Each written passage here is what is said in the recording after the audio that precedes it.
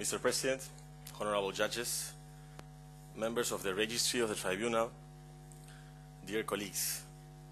I should first like to thank my fellow trainees for having agreed on my delivering this speech today. Having said that, I should now express our deep recognition and gratitude to the International Tribunal for the Law of the Sea for having established this first training program and capacity building on dispute settlement under the Law of Sea Convention. And also, of course, to the Nippon Foundation, in the person of its chairman, for having made our actual participation possible.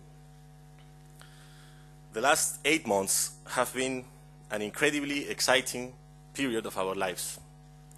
We had the opportunity to attend more than 20 highly customized lectures on a variety of very specialized subjects concerning the law of the sea and maritime law.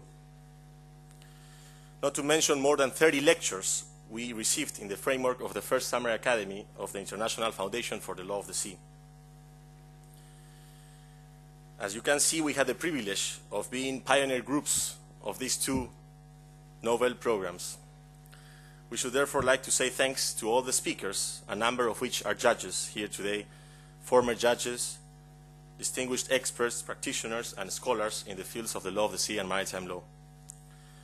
Yes, it has indeed been an incredibly exciting period of our lives, not only because of the top lecturers involved, but also, and here I speak essentially on my own behalf, because I cannot think of another period of my life in which I have done so much traveling. Having visited, among others, UNESCO in Paris, the International Court of Justice, the Permanent Court of Arbitration, the International Maritime Organization, and a number of other institutions, including an international law firm in London, in less than 3 weeks was not only a physical challenge, but also an excellent exposure to the work of such institutions.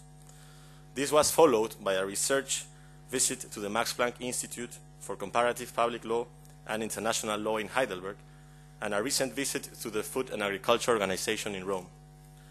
In addition to this, and on an individual basis, according to each participant's research field, we also visited ITLOS in New York, again the IMO and FAO, as well as the International Hydrographic Organization in Monaco. Mr. President, members of the Tribunal, let me also express the gratitude of our respective countries, Bangladesh, Cameroon, Mauritania, Nigeria, and Peru. They indeed rest indebted to this tribunal and the Nippon Foundation for this capacity building and training program.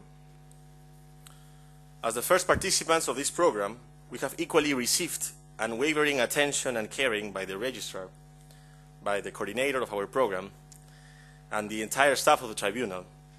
It is thus with mixed feelings that we have to say goodbye today. Same mixed feelings we had while leaving our respective countries and families to journey here. Such feelings are joy and sadness. Joy, for we have achieved what brought us here, and for that achievements have gone way beyond expectations. And sadness, because we are leaving here a family, as we came to accept the tribunal as our family and Hamburg as our home. But rest assured, as somebody else mentioned, that we are carrying out with us something that belongs to you. The memories shared together, the values, the friendship, and more importantly, the knowledge and experience we have acquired over the last 8 months. For all this and more, our gratitude beyond measure.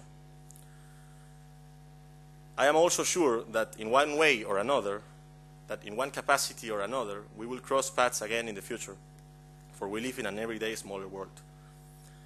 Let me finish this short statement by thanking life for having also given me the opportunity to meet my outstanding Nippon fellows, colleagues coming from several countries around the world, from which I have learned a great deal and with which I am sure friendship will continue. Mr. President, members of the Tribunal, thank you very much for your attention.